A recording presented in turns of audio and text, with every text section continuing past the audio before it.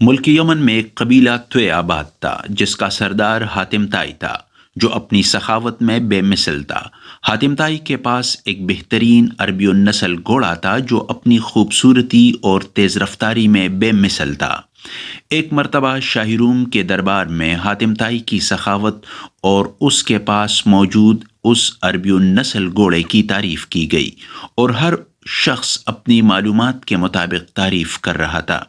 شاہی روم نے جب اپنے درباریوں کی باتیں سنی تو سوچا کہ کیوں نہ حاتم طائی کو آزمایا جائے، اور بغیر آزمائے کسی کے متعلق ایسی رائے قائم کرنا دانشمندی نہیں۔ شاہی روم نے اپنے درباریوں سے کہا کہ میں چاہتا ہوں کہ تم میں سے کچھ لوگ حاتم طائی کے پاس جائیں اور اس سے وہ گھوڑا طلب کرے۔ اگر حاتم طائی انہیں وہ گھوڑا دے دیں تو وہ تعریف کے لائق ہے، اور جو کچھ اس کے متعلق مشہور ہے وہ درست ہے۔ اگر اس نے وہ گھوڑا نہ دیا تو پھر جو کچھ اس کے متعلق مشہور ہے وہ غلط ہے اور ریا پر مبنی ہے۔ درباریوں نے بادشاہ کی رائے کو اہمیت دی، اور پھر وزیر اعظم کی قیادت میں کچھ لوگوں کا وفد حاتم طائی کے پاس پہنچا۔ جس وقت یہ وفد حاتم طائی کے پاس پہنچا اس وقت رات ہو رہی تھی۔ اتفاقاً اس رات شدید بارش ہوئی اور بادل اس انداز میں برس رہے تھے کہ حاتم طائی کے لیے اتنے زیادہ مہمانوں کو سنبھالنا، ان کے آرام کا انتظام کرنا اور ان کے کھانے کا خیال رکھنا دشوار ہوا۔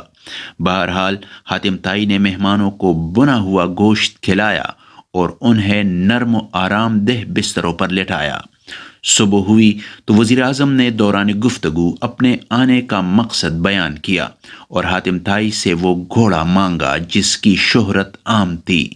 حاتم طائی نے جب وزیر اعظم کی بات سنی تو کہنے لگا کہ اب افسوس کے سوا کیا کیا جا سکتا ہے کہ وہ گھوڑا اب اس دنیا میں نہیں رہا۔ رات جب آپ کا قافلہ آیا اور موسم خراب تھا تو میرے لیے ممکن نہ تھا کہ میں چراگاہ سے کوئی دوسرا جانور منگواتا اور اسے ذبح کر کے آپ کی دعوت کرتا۔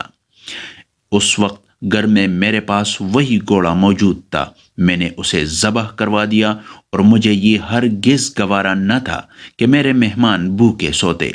وزیر اعظم نے حاتم طائی کی بات سنی تو کہنے لگا کہ آپ کی جتنی تعریف ہم نے سنی، آپ بلا شبہ اس تعریف سے زیادہ کے حقدار ہیں۔ پھر جب اس وفد نے واپس جا کر شاہی روم کو اس واقعہ سے آگاہ کیا تو اس نے کہا، حاتم طائی واقعی تعریف کا حق رکھتا ہے۔ اس حکایت کے بیان کرنے کا مقصد یہ ہے کہ انسان کو مہمان نواز ہونا چاہیے اور مہمان کی خاطر مدارات میں کوئی کسر نہ اٹھانی چاہیے، اور اگر کسی قیمتی چیز کی قربانی بھی دینی پڑے تو اس سے بھی گریز نہیں کرنا چاہیے۔